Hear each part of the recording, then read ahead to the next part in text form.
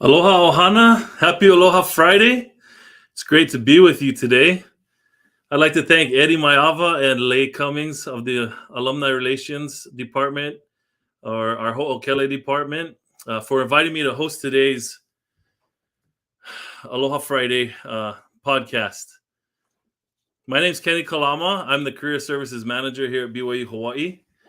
I graduated here in 2007 with a degree in political science, and I have been working with career services for about 6 years. For those of you that are watching, our alumni, if you could think back to a time when you were here, I know it was really special. I'm thinking some of your main goals were to have a great experience, get your education, graduate, and either continue with a master's program or find an amazing career. So, for those of you that are joining us today, that's kind of what I do. I wanted to just quickly introduce myself and let you know a little bit about me. Some quick announcements before we begin with our exciting guest today. We have a Mentoring Monday podcast with Brian Chambers coming up on May 23rd at 3 p.m. Hawaiian Standard Time. And an Aloha Friday podcast with Max and Carolyn Purcell on the 27th of May at 3 p.m. Awesome. So, as I mentioned, here in Career Services, we're always excited to connect with our alumni that are in management, recruiting, and or positions that are able to refer qualified and amazing candidates from here at BYU Hawaii. So if any of those fit your current position, we'd love to hear from you.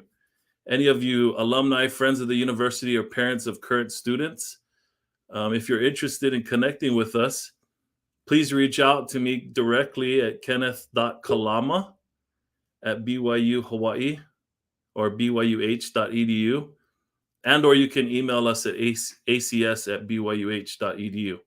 We'd love to hear from you.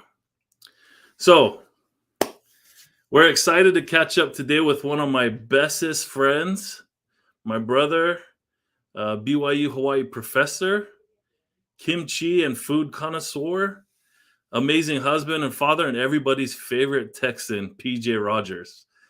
Also known in Korea as Kim Mi Nam.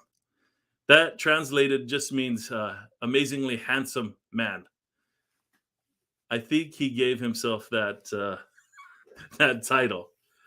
But it's an absolute privilege and honor to interview him today for our Aloha Friday podcast. So let's welcome PJ. PJ, 안녕하세요. Aloha! 안녕하세요. 만나서 반갑습니다, 여러분. 반갑습니다. It's great to see you. Great to see my brother. Always good to see you. How's it going? You know what?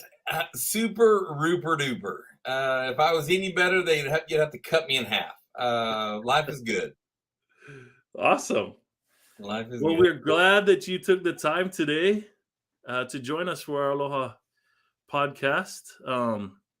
It's kind of interesting, you know, they asked me to do this with you, and I think you mentioned it before, but it's basically like having a plate lunch at L&L's together, talking story. Right.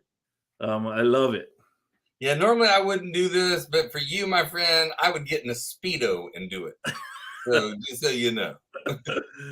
Well, that's an image that I can't get out of my mind right now, so I appreciate that. Okay. The imagery is overwhelming. But no, but thank you so much for your time. I know you're really busy. I'm glad that you came over here to our offices to get away from your office, because you would have had about 15 knocks on the door already. So we're glad that you were able to take a break from that side of the campus and come join us over here in the cave. But great to have you. Happy to be here. Awesome. So I know a lot about you. Spend a lot of time with you. Enjoy having you as a coach, a mentor, a brother, a travel partner. But I think maybe some of our viewers, maybe 2 or 3, might not know who you are. So I wanted to get into maybe just a little bit about PJ and the Rogers family. And maybe if you could share with us a little bit about your journey from Texas, Hawaii and then to Korea and then back to Hawaii. But how does it all connect? So where do I even start, right? Graduated high school in Texas, ended up playing football a year before and after my mission there at a small junior college called Kilgore College. And then moved up to Provo thinking that's where I wanted to go. Ended up coming here to BYU Hawaii for just a summer term for 6 weeks when they used to do that little summer term back in the 90s. And I thought, why in the world would I go back to Provo? And it wasn't the beach that held me here. It wasn't the Hawaiian Islands. It was the people at BYU Hawaii. The teachers, a huge influence was the teachers, the students, just the staff, everyone at BYU Hawaii. It made you feel like home. And so why would I leave? So I ended up graduating, going to school here until graduating in 1994. And then I left, and then I worked for the Polynesian Culture Center actually for about 19 months. Alfred Grace, the current president, was my director at the time. He was my sales director. I worked under Alfred Grace for about, like I said, 19 months. And that's when I decided, and I actually started a little business. Most people don't know this, but I started a little business of educating, a tutoring business in here in Honolulu. I invested about $15,000 money that I'd saved up and lost it all. Did terrible, failed at that business. And so then I took $300 and went to Korea. $300 turned into 3,001. That's right. $300 turned into 3,001. Hey, Yeah. so you made a comment. So you graduated in 1994? I did. I graduated in 1994 in June. So was it Church College of Hawaii back then, or is that BYU Hawaii? I'm not that old. Oh man, I think no, it was not Church College of Hawaii. It was BYU Hawaii. Okay. In fact, it was Shumway. President Shumway was just starting as president. President Wade had ended for all of my alumni back then with President Wade, and then President Shumway was just starting when I graduated. Awesome. How was that experience for you when you were transitioning? Me coming from the career services side of things, how was it transitioning from a student taking $300 to Korea and trying to make something happen in Korea? So the thing that I love about BYU Hawaii was the network I was able to build. So something that amazes people to this day is I left here with about 1,000 names in my Ben Franklin planner. I had to buy extra pages, and it was a lot of C's, K's, because of the Kims and the Choys and the Poks, that I had put a lot of names in from being a tour guide at PCC, or students that I had met from all over the world. By far, the best thing I left with at BYU Hawaii, by far, was the network of students and just really good people. In fact, I have a few pictures I'm going to show you later, but one of the best things that I've done and continue to do is keep in touch with so many people that I went to school with at BYU Hawaii with. Sometimes I won't talk to them for 5, 10, 15, 25 years, and then we'll get together again, and it's like we never left. There's a unique thing we have going. Awesome. So you mentioned your network. That's something that I preach over there. And it's probably because of the influence I've had around you. But maybe for our viewers, and I know some of the students, we have a whopping 25 people watching right now. Amazing. Sweet. Probably dropped numbers because they saw I was moderating today. Well, actually, it's probably my brothers and sisters. That makes up half right there. Yeah, that would make sense because it's fluctuating between 25 and 23. So yeah, that's amazing. But anyway, so tell me a little bit about, I know in the past, you've talked to me a lot about networking, but what were some of the main takeaways that you had from school here? Main things you learned. Yeah, so what you learn here going to school at BYU Hawaii is there's so many powerful people here that are kind of an embryo. They're going to become more and more powerful people. They're powerful when they're here too. And I caught that vision early on. And so I networked like nobody's business. I mean, I went to class second to study and learn, but it was first to network with all of the people in class. So I'd never sit in the same seat, right? I'd always sit in different seats around and move around so I could get to know other people. I mean, girls thought I was hitting on them when it wasn't hitting on them, it was just getting to know them.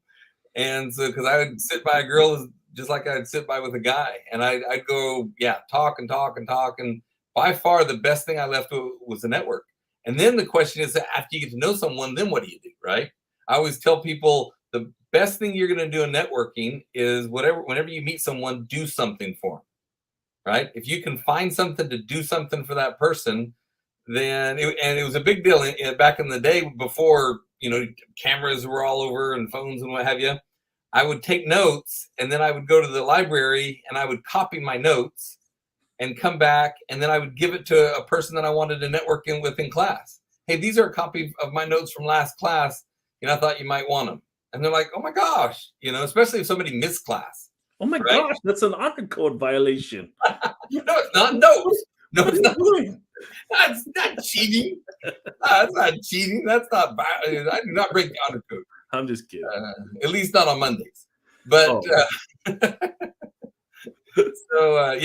networking by far. That I left, and then of course with the relationships that I have, there's many of the professors. Professor Kimsey, Bruce Kimsey, was a guy I still keep in touch with now. Bill Nill is someone. There's a number of professors that I still keep in touch with. I really appreciate BYU Hawaii. Awesome. I love it. I was just going to ask you too, like what was one of your favorite experiences that you had here as a student? Favorite experience? By far, it's three things that two of them we don't do anymore, or that I'm not aware of anymore. One of, so Culture Night. Everybody knows about Culture Night. Mm-hmm. Culture Night back in the day, when I was here, started at I want to say 8 o'clock at night, or maybe, I think it was 8 o'clock, and it went to 2 o'clock in the morning. It went, and then later on, they split it up into 2 days, and then what have you. But it was a big deal, and it was a lot of fun. And at that time, it was super student run, right? Students ran everything for it, and it was a party. It was a lot of fun. So the Culture Night was huge, and then we had what we call Song Fest, and I don't think that we do that anymore. But they had Song Fest, and it was kind of a competition. So all of the different cultures would sing a fun song and a serious song, and it was a lot of fun to listen to and be in the Song Fest. And then of course everybody can always remembers the Food Fest. Food Fest is a big thing that we do here. And the other thing that was a big deal was a talent show. Because I did country swing in our talent show, I did. In fact, I have a video of it. I should show you later, Kenny. You'd be impressed.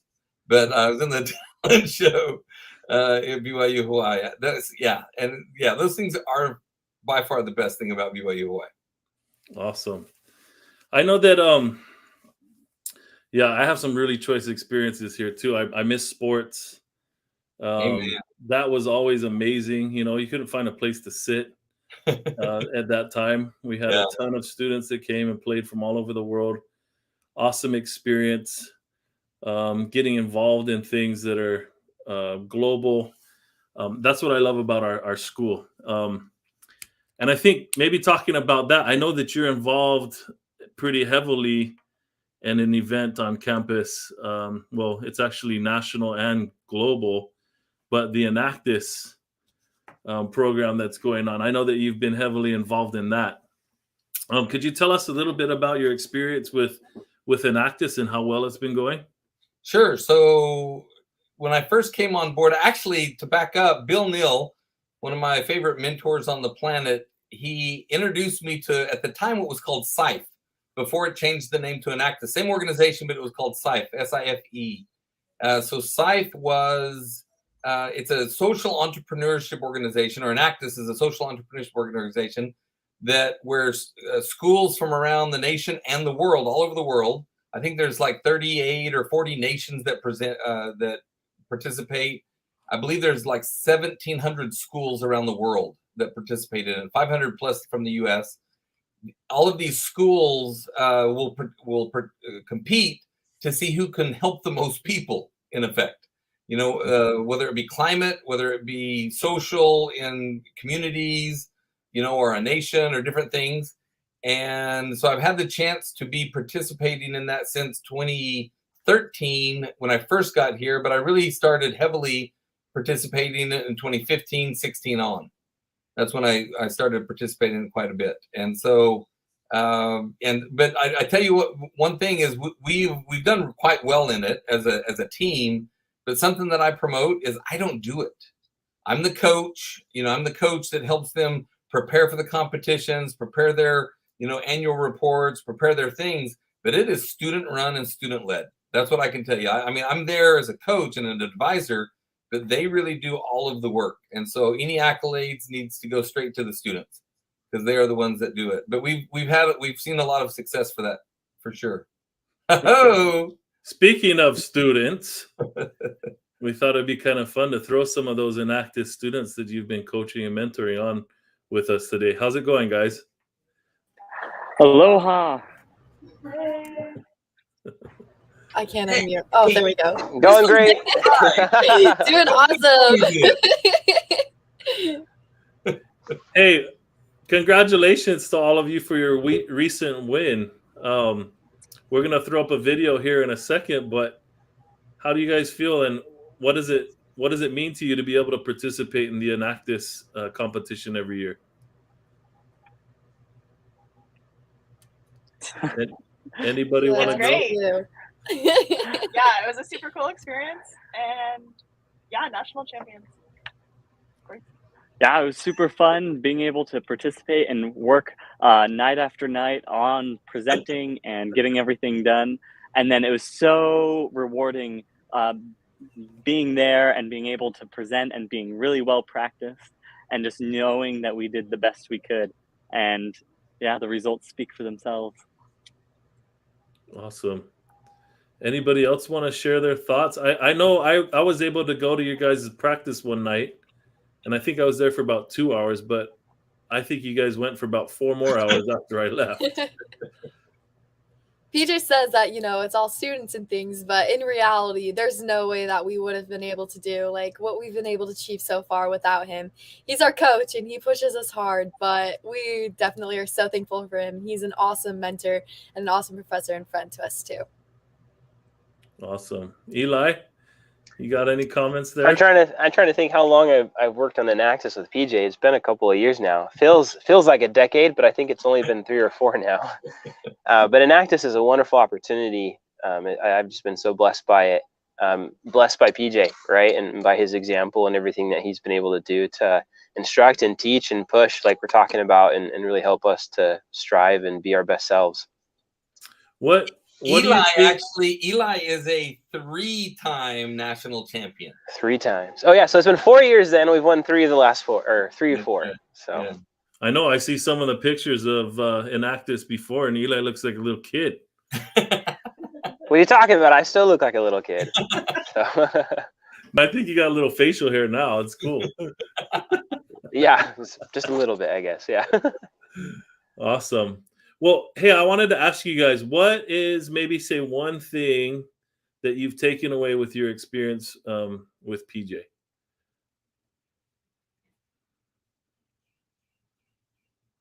Be nice. He just gives us the reins, and he kind of showed us, oh, we can do it. Like, we can put in the work, we can put in the hours, and we can accomplish great things that help people. We're helping the people of Kittibis, and it's a cool thing to be a part of. Yeah, going along with that, just PJ is really good at giving you compliments and giving you the motivation, but then at the same time he has these expectations for you that in my mind I'm like, there's no way I'm getting there, but because of the confidence he has in me and in each of us, like, we're able to get to those expectations, and it's only because of the confidence and advice that he gives. Yeah, kind of going along with that, I'd also say that, like, you will never, ever regret hard work. I think that's one thing that I've learned from PJ, especially through Enactus. Yeah, I think to go along kind of with Sophie's comment, I think one of the biggest things I've learned from PJ is there is no replacement for hard work, right? No matter how talented you are, how skilled you are, there's no replacement for that. And, just having done Enactus so many years and participated in so many ways. And I remember we were traveling in the Philippines one time, and we're in a jeepney, which is probably one of the bumpiest ways ever to travel. And PJ's asleep in a jeepney. He just, got his chin in his chest, and he just fell asleep because he's such a hard worker, right? If you want to see a man who is a very diligent, very hard worker and knows how to hustle, that's PJ. So I've learned that in a lot of ways, not just with Enactus, but with my school and with my personal life and careers and things. So work hard and hustle. That's one of the lessons I've learned. Awesome. I think he's really consistent with that across the board, even for me. Kanai, you have anything that you'd like to share? What have you learned, or what can you take away with your experience from PJ? And remember, he's on the call, so he can hear you. Ever since I joined his class last semester, he's always he's been an inspiration to me. I remember him telling me about Enactus like my second day in class, and ever since then I was like, I want to hop on that project. And because I was able to do that, I was able to get to know PJ more. And I'll never forget the day he just like sat down with me one day and was like, look, I'm here to help you achieve whatever you'd want to achieve. And he didn't set any limitations at all. Like, he told me that I could reach anything. And ever since then, I've just been working hard and learning from him and being able to grow from the experiences in Enactus, him being my professor. And I'm just so grateful for him. And he's just a great example to me. So I really look up to him. Awesome. Thank you, guys. I did want to kind of throw up a little clip of your guys' video from your latest win, if that's cool. But I agree with everything that you guys have said. I mean, PJ's been an inspiration to me. We kind of have a unique history. My wife's family has actually been really close with PJ for ages, from missions, and so it's kind of unique that we've been able to connect with each other here at the school, and it's been a huge blessing to me to have him in my life. And so, but with that said, I'd love to just flick up your guys, give you some props, and maybe flick up your guys a little video of you guys in your last Enactus competition. Yeah, let's watch it. His help and other alumni on our team, we have received this letter stating the full support and approval of the Kiribati government. We're also working with 32 community associations and nonprofits. Re-Earth is not just about changing soil, it's about changing lives. Our project is designed to take what we have learned on our small Hawaiian farm to Kiribati and make it accessible to the world. We could give a country better produce and feed them for a season, but our ultimate goal is to empower people to create lasting change, feeding their families for generations. The Re-Earth solution is changing lives. We envision to scale our project by establishing agricultural centers throughout the rest of Kiribati and across other Pacific islands. We consulted the experts, ran the numbers, and have developed a repeatable, scalable, sustainable model.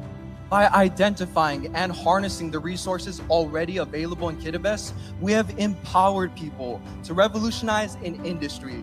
We have done this by increasing the nation's ability to collect fresh water, cultivate crops, and unify community efforts towards one goal.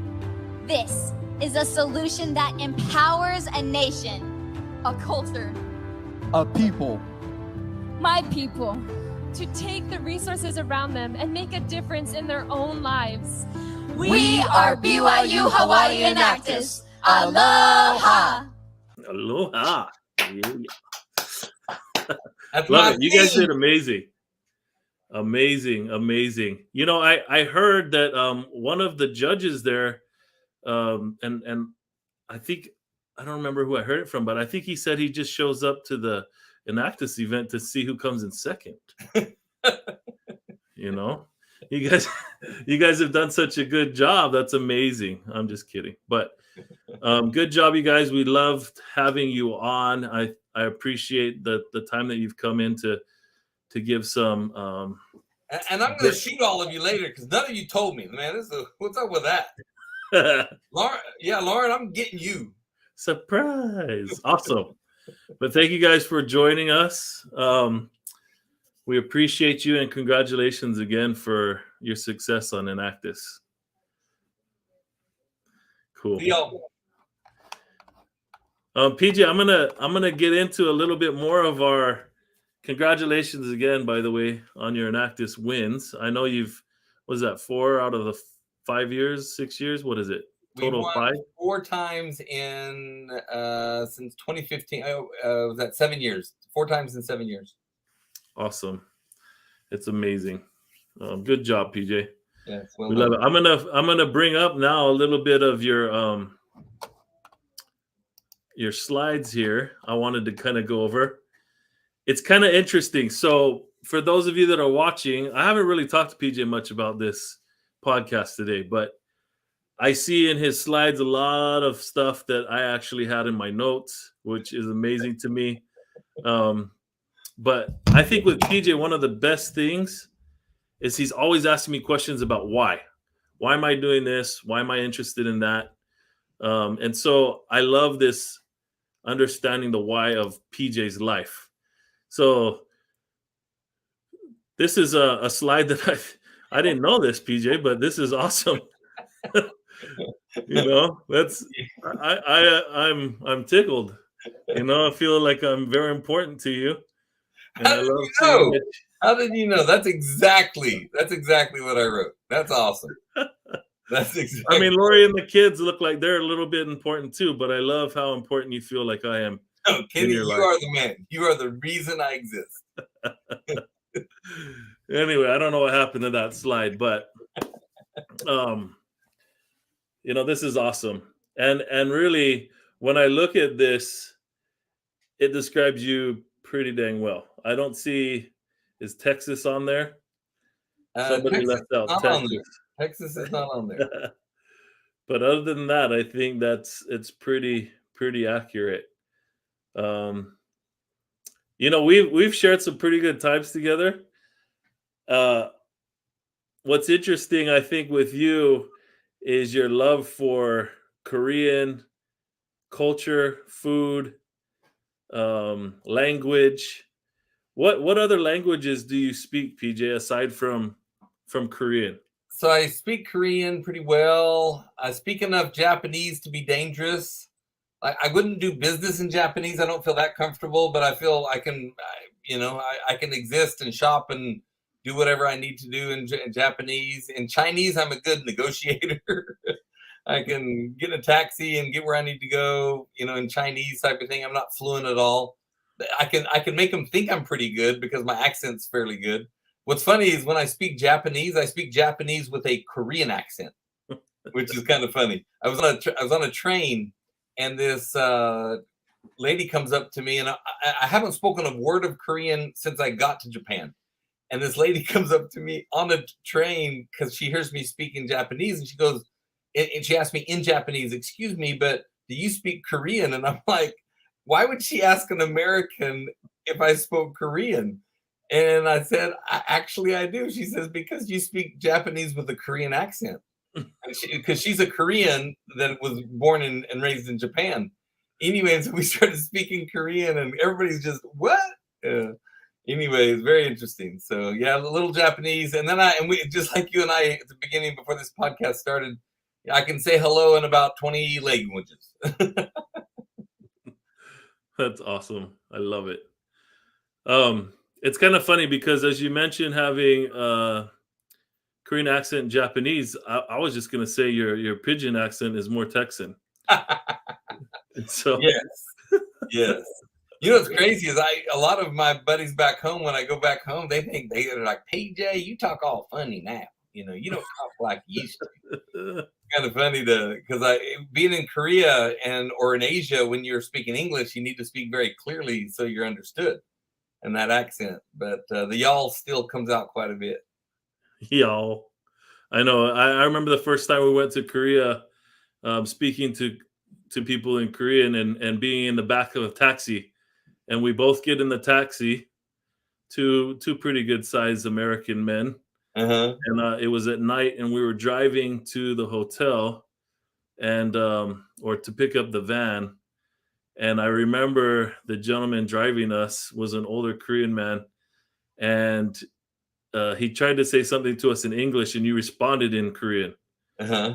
And then he slowly, as you kept talking, he slowly reached up into the rear view mirror and then looked at me and then turned it and looked at you. And then he turned it down to see if there was somebody between us. And then he said, "Which one of you are speaking Korean?" And you said, "I am." And he about crashed the car. Yes, I do remember that. Yeah, that was fun. Too fun. We got a couple more little pictures here that I just wanted to go over. I think that one in the middle of you, actually all of these, represent you very well. Paniolo, Hawaiian, Texas, Yeah. Hawaiian, PJ, international, superstar. I love it. So I don't know what this is. Obviously, your graduation day on the left there. Uh-huh. BYU Hawaii. That looks like your youngest sibling picture. Yep. Yeah, that's in 1994 when I graduated. June. And That there was was June graduation in 1994. there was probably $100 in your pocket at that time, but when you graduated, I'm sure you got a lot of money on your lays and in your pocket from graduation. So that's what you took with you to Korea. You know what? I actually, because I worked for about a year and a half before, so I didn't. When I went to Korea, I literally had $300 in a plane ticket. Wow. In fact, my dad, he says, "PJ, I just knew you were going to come back after a month, right?" He just knew I was, but there was no way. Are you kidding? When I told him I was going to go be a consultant, and my dad says, "PJ, being a consultant means you're unemployed," and he was right. I was unemployed for a number of years. But I went to Korea. I was the bumblebee. That's what I was thinking. I was the bumblebee because bumblebees can't fly. They're not supposed to be able to fly with their small wings, right? With their big body and small wings. But that's what I became. I was the bumblebee that was able to fly when I wasn't supposed to. Because what are you going to do with $300 in a foreign country?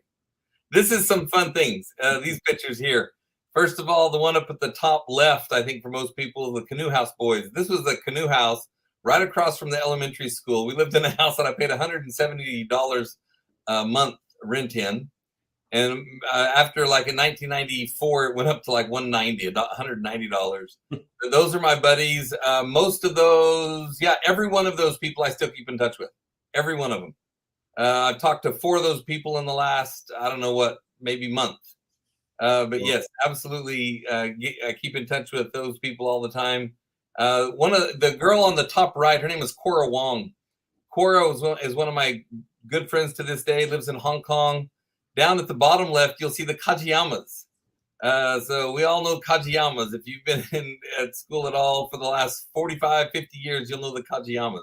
And they all look the same still. And they all look the same. Yeah, I love the Kajiyamas. I was able to meet them and go to Tokyo Disneyland with them way back. I think that was the summer of 1993. And there's one of my favorite couple on the planet, but Diana and Bill Neal. Bill was worked here, I think, for 29 years before he started to work in the temple here. But those are. But I actually had pictures of probably 75 people that I went to school with that I could have put on these slides, but I just picked a few. Awesome. I know I can tell there's a lot of memories in each of these pictures. I know the Neils have been watching and they send their love to you. It's nice to have them on and to see other people that have joined us today. Awesome. So actually, I gotta tell a story. So some of the things that you get at BYU Hawaii is you have people like a Bill Neal of the world that, and then there was a Jim Bradshaw that did it as well. But they are the guys that would say, "Hey, PJ, you know, how do you want to travel to China?" I'm like, "Sure. Well, let's write a paper together. Let's do a project together and get something published and present it at a conference." And so Bill and I actually share a research together that we did and presented in Shanghai. And I did that with Jim Bradshaw on 2 other occasions. And so I was able to travel to different countries and present with my professors. And it's something that I do now with my students. I've done it 7 different times with students of my own. But that's from the mentoring of Bill Neal. So I love Bill and Diana for sure. That's awesome. It's always helpful to have those types of mentors when you're in school, right? Amen. And I love that you're able to do that. I feel like you kind of duplicate that process, and you've been doing that with a number of students at school as you teach. One other thought that I had while you were talking was the experiences that I've had with you in Korea have been amazing. I wish we could take everybody with us when we go to Korea because we have so much fun, ton of work. I feel like the moment we wake up in the morning till the time we go to bed at night, we're just constantly running from meeting to meeting to meeting to meeting. But it has been absolutely amazing. I was wondering if I remember on one trip specifically, and this is kind of unique. So we go and visit a number of different employers, different people, CEOs, government people, alumni. I think I've been with you to a number of different events with all of the missionaries in the Seoul Mission South. Is it South? Seoul and Seoul South, yeah. Seoul and Seoul South. I mean, we've probably talked to hundreds of missionaries as you've gone back there to share with them about how to be successful as a missionary in Korea. But what I think is interesting too is at the same time you actively help with recruiting to BYU Hawaii and provide some really cool life experiences. But I remember one trip in particular, we met with your friend Chairman Park. Yeah. And I remember you're always teaching me some unique things. And I remember one time we went there, and this guy owns like a whole block or something in Korea. And we're sitting there, and you pull out of your bag a jar of lilikoi jam, and that's the gift. That's the gift that you give to this guy that's like a billionaire in Korea. And I looked at you and I thought, PJ, what is that lilikoi jam? And I don't know. Do you remember what you told me? Oh, absolutely. So I have a lot of really close friends in Korea, and a lot of them are really well-to-do. But it doesn't matter if you're well-to-do or not well-to-do. You're my friend and brother, whatever. But it's different giving somebody that owns multiple buildings a present as opposed to somebody else a present. And for the people that are really wealthy, you got to find something you can give them that they can't get for themselves. And so they cannot make or buy lilikoi jam, especially my homemade lilikoi jam. And so I made them. Another story about him about that. So out of the blue, I'm telling him I'm going home. So he says, PJ, can you drop by my office before you go home? So I drop by the office, and he gives me an envelope. Well, anybody in Asia knows what an envelope is. An envelope means there's cash inside, but it was pretty thick, right? It wasn't like it was an envelope, but you could tell it was thick inside. And so I get this envelope. I don't even look how much is in it. I just kind of put it in my coat, and then I go and I get home and I give it to my mom. Because the envelope was for my mom. Chairman Park says, give this to your mom. So I give it to my mom, and she's like, PJ, this is $3,000 cash. And I'm like, oh, wow. I probably should have declared that. Anyway, he gives me $3,000. And my mom was so grateful for him. My mom makes him a full-size, king-size quilt.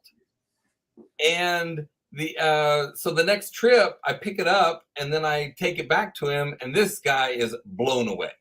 He was happy with lilikoi jam. He was really happy with this quilt. Had his name on it, it was really cool quilt.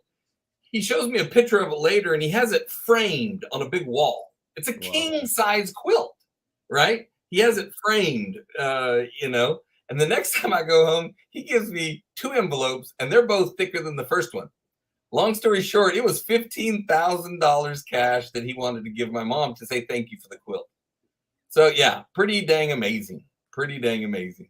I hope she made a couple more quilts. She wanted to, but he's like, no, tell her I don't need anything. I'm good.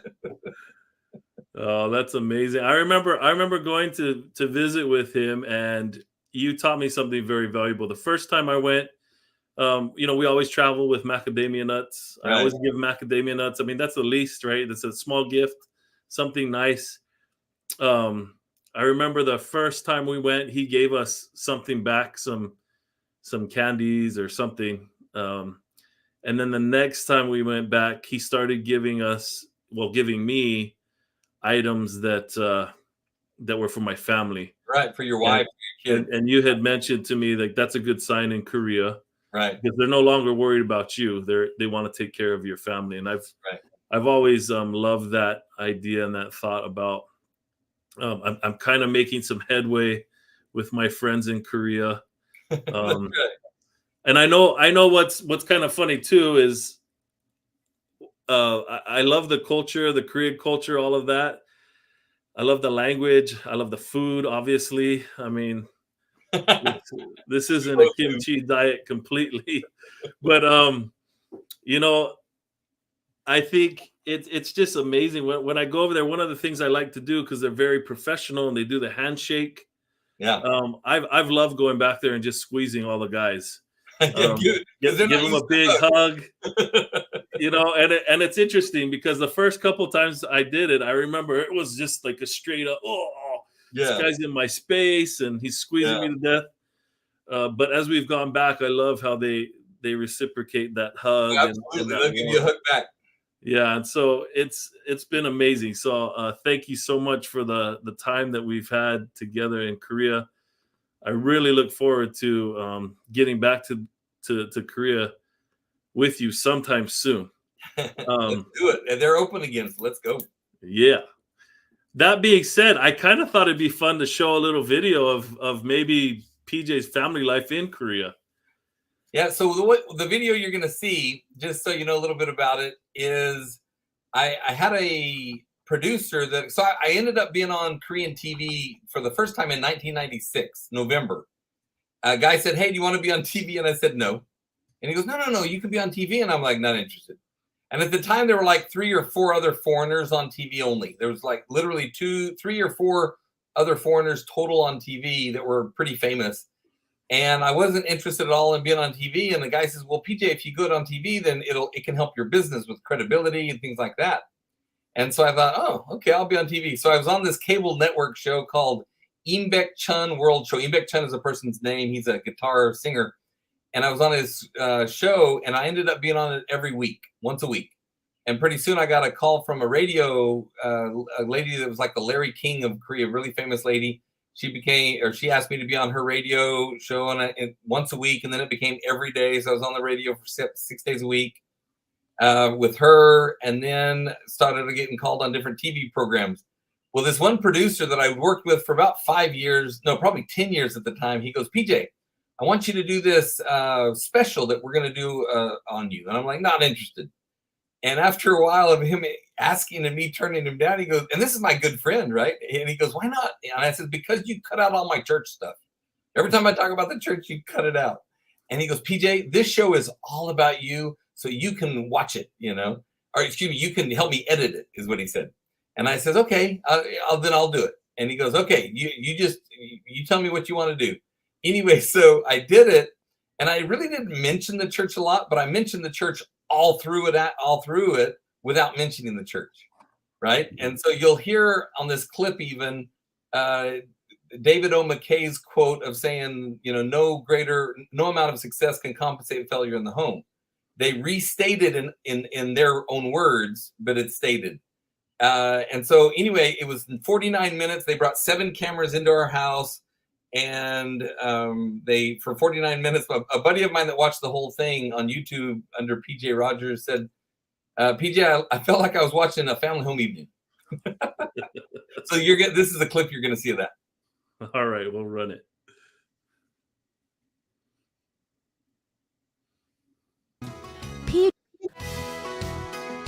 The CEO of East West Consulting, PJ Rogers, also known as Kim Mi-nam. Since settling in Korea 14 years ago, he has successfully established a consulting firm providing services to diverse clients, including international companies. And his firm also holds global career forums in Korea. But to the public, he's more well known as the American who fell in love with Korea. When he visited Korea for the first time in the early 90s, he was impressed by the rapid changes and passion and generosity of the Koreans. Believing that a successful career cannot make up for failed family relationships, he considers his wife and 5 kids as his #1 priority. His optimistic attitude and great love for Korea drew wide attention through TV shows, and he even gained the nickname Kim Mi-nam, short for an American man who likes kimchi in Korean. Join me, Susan Lee MacDonald, and let's find out about PJ Rogers on this edition of The Interview. So handsome. So handsome. Kim So handsome. That's funny. You know, when I heard that, that also brought back a memory the first time you took me to Korea, and you come out of immigrations and the door opens. Do you remember that? You told me, "Watch how cool this is. I'm gonna go say hi to all my friends," and I was like, "Whatever." This guy, he thinks he's so full of himself. And we walk out of the door, and the things open up, and you go, "Hey, everybody, I'm back." And about 200 people just go, "Oh, Kim Mi-nam, oh." And they all start bowing, and I thought, oh my gosh, he's serious. Oh, that was funny. That was funny. That was a lot of fun. Yeah. But thinking about that, PJ, and all that time you've spent in Korea, what was one of your favorite experiences there, or something that you had an opportunity there? Because I feel like that whole experience changed your life. Oh, completely, right? My life is very, very different because of my opportunities that I've had in Korea. If I was to pick out one, it's probably not one, but it's multiple opportunities. So when you become famous, so when I was 17 years old, and my seminary teacher happened to be the quarterback for the Dallas Cowboys at the time. His name was Danny White. I was at a youth conference, and he said something to me that I never knew that would play into my life later. He said, "PJ, when you're famous," because he was, of course, the quarterback for the Dallas Cowboys, and he says, "PJ, just know if you ever become famous, being famous is fleeting." He said, "You might be famous today and they're going to name a street after you." And he says, "But tomorrow, when you don't fulfill their expectations, they're going to run you out of town on that same street." And it was really cool because when I started to become famous in Korea, I always remember Danny White saying, and I thought, I'm not that cool, right? You know, I'm still like anybody else does, you know, I'm just PJ's, you know, my mother and father's son, you know. So that really kept me grounded, but it really helped me because when I became famous, you do have a reach. So I started to do firesides with the missionaries, and I was raised by one of the greatest missionaries on the planet, Del Rogers, and when he he taught us that, you know, you can always do missionary work anytime ever. You know, so we would because I could use my name, and I would bring in one of my famous buddy basketball players or somebody famous from TV to be in a fireside, then we could get 400, 500, 600 people. In fact, one time a missionary says, we want to do a big thing, you know, and I thought, you know, let's do it at a hotel. So we got the hotel to donate the ballroom, which is like $20,000, but they donated it. And I brought in a couple of my basketball buddies, and we had more than 500 people show up. I brought in 20 missionaries, 10 companionships, and I talked to them about 45 minutes about fun stuff, about English, about, you know, positive mental attitude, things like that. And about the last 15 minutes, I talked about the gospel without talking about the gospel, and then introduced the opportunity for all of them to meet these missionaries and get to know these missionaries like I used to be. And that was one of the coolest things. My wife, for example, when we got married, she had no idea what she was getting into. She was baptized in January. We got married in April. And from April for the next year and a half, or maybe only a year, in the first year of her membership, she spoke in 17 firesides, 12 sacrament meetings, 2 youth conferences. because I was famous and I got to speak all over, giving firesides, and my wife had to speak with me. So she had no idea what she was getting into. That's funny because I know Lori loves to speak in church. Yeah. That and get kicked in the head. She likes those two things. Yeah. Oh, she might kick me in the head for making that comment. Hey, so I was just thinking, I have probably 2 more questions for you. That hour has kind of gone by quick. Our L&L catch up and talk story has gone by pretty fast. But I was thinking, as a professor here at BYU Hawaii, I know the impact that you've had on a number of students. Could you tell us maybe of a single student? You've impacted a lot of students. I was wondering, though, could you share with us possibly a student that's changed your life? So good question. When you just initially said that, I thought of a student that I went to school with when I was here. I'm going to tell you about him first and then one more recent. I was with him in Taiwan, and I remember him because I had a father that was always with me at every game, every Tiger League PAL game that I was in. He was always coming, and I'm one of 7, 8 kids, so that's a lot to go to all of your kids' games and what have you. And I remember this kid whose dad was never at his event. He said to me this statement in Taiwan. I'll never forget. He said, "PJ, I will work at 7-Eleven the night shift before I have to miss my daughter's, junior high basketball game." And I've always remembered that. So I will work at the night shift at 7-Eleven before work keeps me away from watching my daughter's junior high basketball game.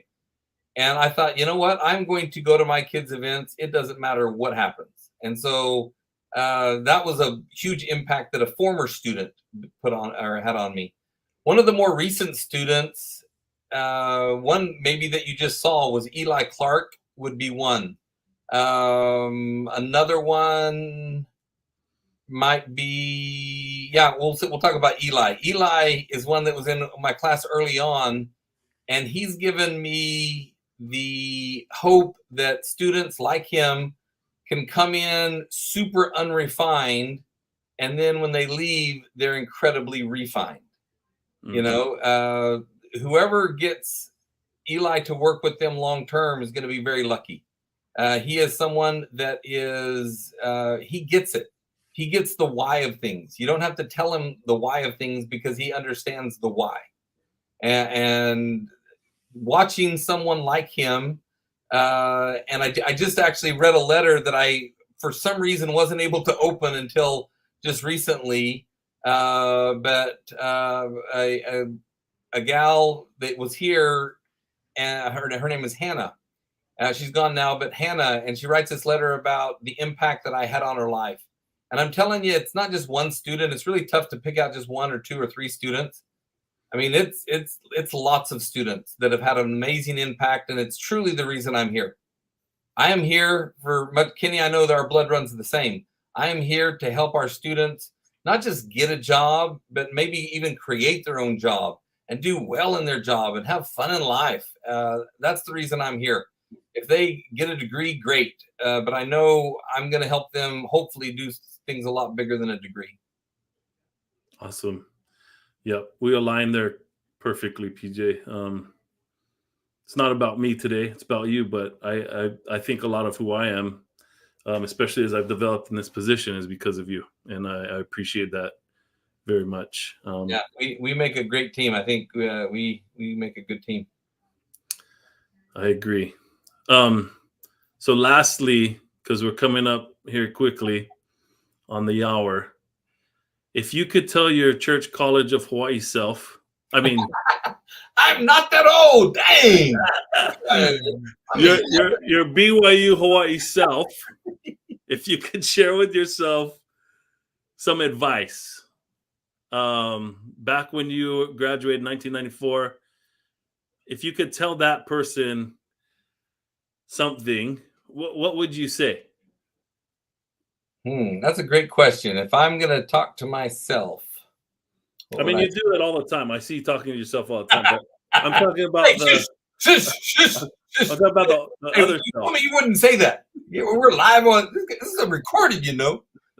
No, what would I tell myself? Well, I tell you, so because I was raised by parents and with a family that there was no CAN apostrophe T word in our life, right? We didn't use that word, so it wasn't a.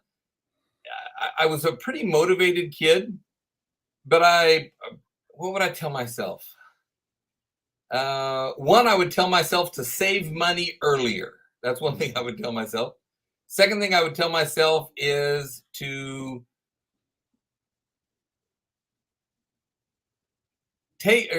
find out what you want to do and go ask 5 other people that have already done it how they did it. I think we spend a lot of time doing things, and I spent a lot of time. So I started a business in Korea, and man, I did good and failed and good and failed. And I think if I would have gone and sat down with people that have already done what I wanted to do and sat down and says, how do I do this? And ask 5 different people and then follow the Spirit. That would probably be my best advice. We have what my brother often calls the unfair advantage, which is the Spirit. And with that unfair advantage, I think it's a huge blessing. But the Spirit needs data. The Spirit needs things to go off of, so you can know what to do. Not the Spirit needs data, but your data helps you understand what the Spirit would have you do. And so I would tell myself, PJ, go talk to more people about what you want to do and how you want to do it. Get all of their advice and then follow what the Spirit would tell you to do. Awesome. I like that. I like that a lot. That's probably one of my top 4 things. Follow the Spirit. Yeah. We got a question here from Bobby Okoye. Oh, Bobby! He used to be my boss way back in the day. So he says, PJ, tell us what impact BYU Hawaii's had in your life and career. It has. It's huge, right? It's something. So BYU Hawaii has actually been the goal. I'm living my dream. I'm living the goal of coming back and teaching at BYU Hawaii, Bobby. So I love this place so much. When I left it, I told my friends, I'm going to come back and teach here. And sure enough, I was lucky enough in 2013 to have the opportunity to come back and teach at BYU Hawaii. So the impact for BYU Hawaii, and it continues, Bobby. It continues. Just a few days ago, I'm talking to people that I haven't talked to in 10 years from BYU Hawaii. So that's one of the impacts for sure. Awesome. Let's see. Checking if there's any other here real quick. I don't see. Let's see. Oh, there's some comments from the Neils. Yeah, we love and miss them. Good. There's a number of other comments on here that you can see. I don't know if you can see those, PJ, on your side. I can see the one from Diane and Neil right now, but yeah, I'm indebted to Bill Neal. He's one of the reasons I'm here. Awesome. Well, PJ, we will definitely continue this conversation because we talk to each other like every day. But I did want to take a moment because I do know how important that these podcasts are.